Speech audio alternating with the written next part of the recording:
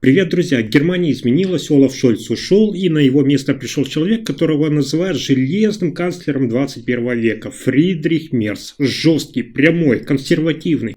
Это конец зеленой эпохи или начало новой, правой Европы? Для нас с вами очень важно знать, кто же на самом деле Фридрих Мерц, почему его приход – это политическое землетрясение и как он уже меняет Германию за первые недели власти. Каждый из вас уже наслышан о Фридрихе Мерце, его знают все в немецкой политике, но знаете, что самое интересное? Что только сейчас вся Европа начинает понимать, кто он на самом деле. И это не просто политик, это символ возвращения старой школы, дисциплины, порядка и холодного расчета. Я вам уже рассказывал, что Фридрих Мерц – юрист по образованию, бывший топ-менеджер в BlackRock, крупнейшей инвестиционной компании мира. Его обвиняют в связях с финансовыми элитами, называют банкиром в кресле политика, но он всегда отвечал, цитата: «Я знаю, как работает экономика, и этим знанием обязан делиться». В начале 2000-х он уже был восходящей звездой Христианско-демократического союза, главой консервативной партии Германии, он возглавлял фракцию в Бундестаге, был харизматичным оратором и одним из самых жестких критиков тогдашнего канцлера Шрёдера. Но с приходом Меркель он поблек и ушел в тень. Долгих 16 лет его не было в первых рядах, он ушел в бизнес, занимался финансами. Говорят, он мог стать миллиардером, но вернулся в политику. Зачем? Чтобы исправить курс страны, как он сам говорит. В 2018 году он пытался заменить Меркель, не получилось, оказалась кишка тонка. В 2021 снова то же самое. И только в 2025 он стал канцлером, и то со второй попытки. И теперь он действует быстро и жестко, без политкорректности, без лишней дипломатии. Он не пытается понравиться всем, он хочет быть эффективным, и это вызывает страх у одних и восторг у других. Сразу хочу сделать здесь ремарку, что Мерц – это не новый Шольц, это не немецкий Макрон, это Мерц, который пришел, чтобы, как он заявляет, вернуть Германии силу. Как результат, его или возненавидят жители Германии, или сделают героем десятилетия. Таким образом, Германия проснулась в другой совершенно реальности. Первый месяц у власти, и Фридрих Мерц выстрелил сразу по 3 болевым точкам – климат, миграция и безопасность. Климат. Уже забудьте, скажем так, зеленая сделка в морозилке. Мерц заморозил финансирование ключевых программ, никаких субсидий на солнечные панели, никаких преференций для электромобилей. Они даже налог на выброс пересматривают. Это плевок в лицо зеленым, и они в ярости. Мерц заявляет, цитата: «Германия больше не будет страдать ради утопий, и поддержка этого курса растет. Заводы, которые собирались уехать в Соединенные Штаты Америки или в Польшу, внезапно возвращаются, потому что новый канцлер говорит, цитата: «Бизнес – это не враг, это двигатель страны».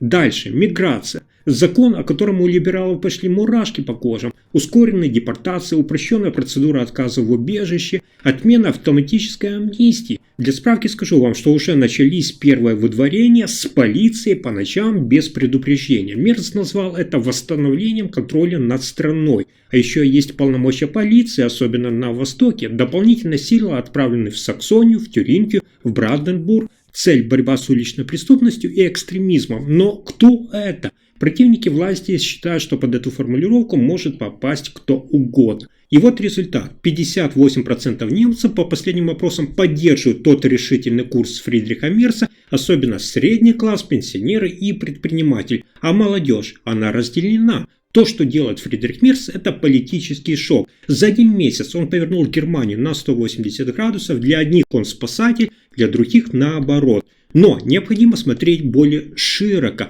Все, что делает Фридрих Мерц, это не только для внутреннего потребления. Это уже взрыв по всей абсолютной Европе. Германия не просто страна, а мотор Европейского Союза. И когда мотор начинает работать совершенно в другом направлении, весь поезд начинает трясти. Париж в шоке. Макрон осторожно, но жестко намекнул, что солидарность – это не только НАТО, но и климат. А Мерц ответил: мы не обязаны поддерживать политику, которая разрушает нашу промышленность. Это прямой удар по идеологии Макрона. Зато в Вашингтоне, наоборот, аплодируют. Мерц резко усилил проамериканский вектор. В отличие от Олафа Шольца, который лавировал, Мерц делает ставку на открытый союз с Соединенными Штатами Америки. По НАТО, по Китаю, по санкциям. Американские СМИ уже называют его удобным канцлером. А с Россией там вообще все жестко. Мерц усиливает военную помощь Украине, поднимает тему новых санкций, даже допускает поставки дальнобойных ракет. Кремль отвечает угрозами, а в Берлине пожимают плечами. Эпоха осторожности закончилась.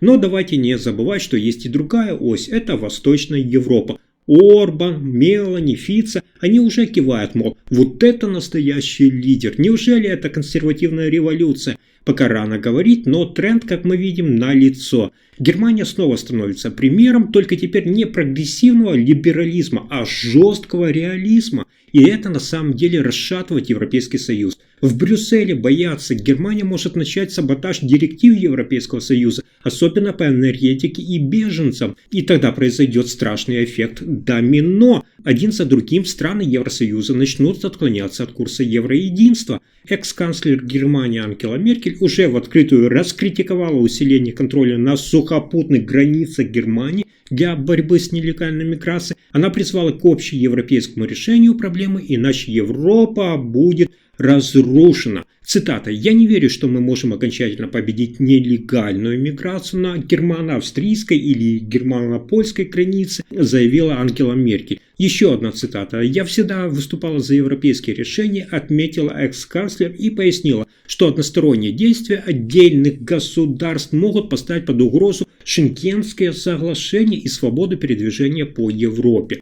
Мерц не говорит прямо о евроскептицизме, но мы с вами видим, что его дела говорят за него. Он говорит «суверенитет прежде всего». Какой же итог? Германия при Фридрихе Мерце – это фактор турбулентности. Европа, которую управлял Берлин в стиле вежливого лидера, уже ушла. Наступает время жесткой Германии, но готов ли к этому весь континент? Сейчас Германия как на грани. Либо взлет, либо наоборот взрыв. Мерц зашел резко и быстро, но выдержит ли система такой темп? И самое главное, готово ли общество к такой вот трансформации? На улицах уже начинаются протесты. В Берлине тысячи молодых с плакатами «Мы будущее». Они боятся, что их лишат права на зеленое завтра, на открытое общество, но одновременно против них марши за порядок, пенсионеры, фермеры, те же предприниматели.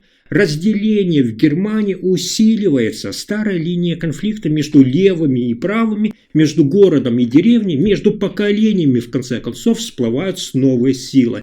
И Мерц это не примиритель, он наоборот выбрал одну сторону, он уже не играет с центризмом, но его курс работает, по крайней мере пока. Экономика оживает, крупные корпорации возвращают рабочие места в Германию, кстати даже Deutsche Bank реформирует, но есть и другая сторона – угроза изоляции внутри Европейского Союза, нарастание напряженности в обществе, рост уличных столкновений. В некоторых землях уже были случаи с применением силы. И в Бундестаге говорят, цитата, «Германия стоит перед выбором порядок или свобода». Мерц обещает вернуть страну на правильный путь, но какой ценой? Кто будет платить за эту трансформацию? И продержится ли она, когда начнется настоящая атака со стороны того же Брюсселя или там с улицы, или, возможно, даже союзников? Имеем на сегодня один факт. Уже никто не говорит, что Мерц это временная какая-то фигура. Он здесь всерьез и надолго, а значит Германия меняется. И весь мир это увидит. Фридрих Мерц это не просто новый канцлер, это начало новой эры, которую кто-то из вас боится, а кто-то наоборот ждет. А вы доверяете Фридриху Мерцу или Зеленым? Если вам понравился мой рассказ, если вы не боитесь правды, подписывайтесь, жмите колокольчик и спасибо за просмотр.